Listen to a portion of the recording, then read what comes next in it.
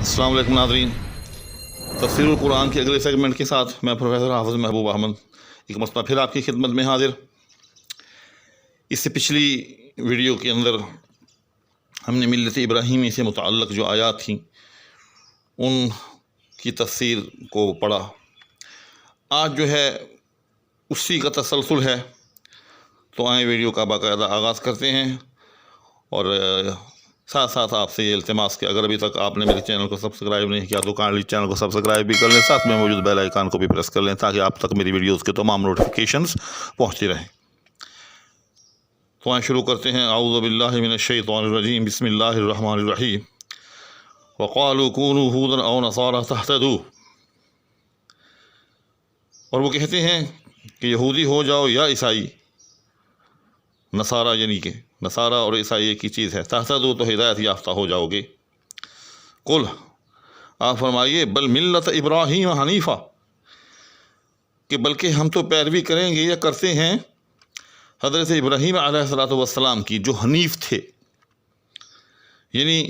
جن کا جھکاؤ صرف اللہ کی طرف تھا، جو صرف اللہ کے ہو رہے تھے۔ وما کان من المشرکین، اور وہ مشرکین میں سے نہیں تھے۔ یعنی اللہ جل شانہ نے ہدایت کا جو کرائٹیریا بیان کیا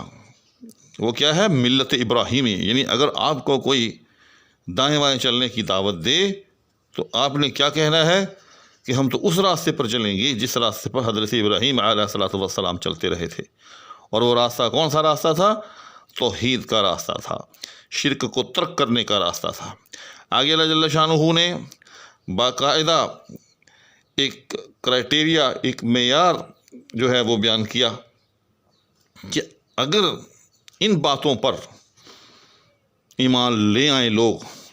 تب وہ ہدایت یافتہ ہوں گے۔ یہاں بطور خاص اہل کتاب کا بیان ہے، اور مشرکین مکہ بھی ساتھ ساتھ ان کا بھی تذکرہ ساتھ ساتھ ہی چلتا ہے کہ اپنے طور پر تو سب کہتے ہیں کہ ہم ناجی ہیں،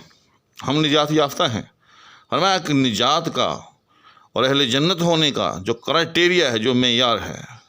وہ یہ ہے۔ جی ہاں، فرمایا کہ قولو، کہو، آمنا باللہ، کہ ہم اللہ پر ایمان لائے، وما انزل الینا، اور اس پر جو ہماری طرف نازل کیا گیا، وما انزل الی ابراہیم و اسماعیل و اسحاق و یعقوب والاسباط، اور جو نازل کیا گیا ابراہیم علیہ السلام اور حضرت اسماعیل اور حضرت اسحاق اور حضرت یعقوب علیہ السلام والاسباط اور ان کی اولاد پر،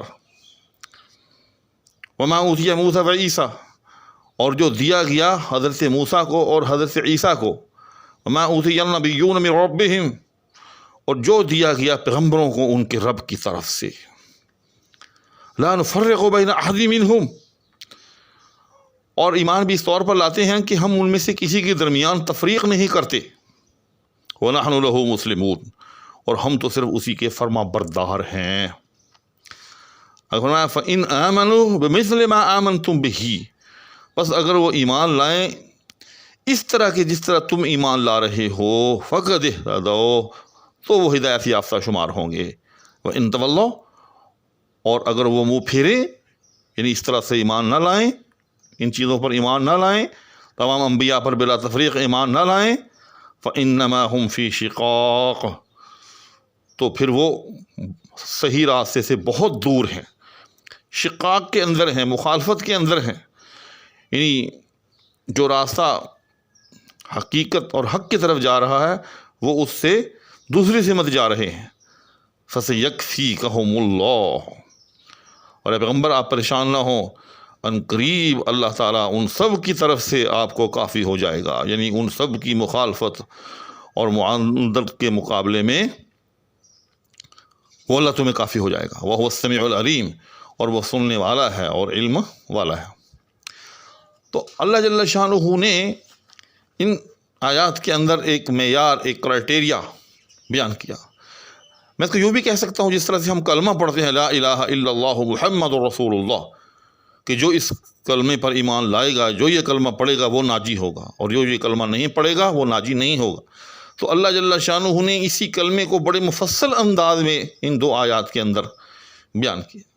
جی، جن کا خلاصہ یہ ہے کہ اللہ کے ہاں ناجی، اللہ کے ہاں ہدایت یافتہ، فقد اہتدوا، اللہ کے ہاں ہدایت یافتہ وہی شمار ہوگا کہ جو حضرت آدم علیہ السلام سے لے کر حضور اکرم صلی اللہ علیہ وسلم تک جتنے پیغمبر آئے ان سب پر بلا تفریق ایمان لائے، ان پر جو نازل ہوا اس پر بھی بلا تفریق ایمان لائے اور ان میں تفریق نہ کرے، جیسے یہود کے وہ حضرت عیسیٰ علیہ السلام اور آپ صلی اللہ علیہ وسلم پر ایمان نہیں لائے، یا نصارہ کہ جو حضرت محمد رسول اللہ صلی اللہ علیہ وسلم پر ایمان نہیں لائے۔ تو یہی وجہ ہے کہ اس وقت ان الدین عند اللہ الاسلام، کہ اس وقت جو ہدایت کا راستہ ہے، جو نجات کا راستہ ہے، وہ صرف اہل اسلام کے پاس ہے، کیونکہ الحمدللہ ہم جو مسلمان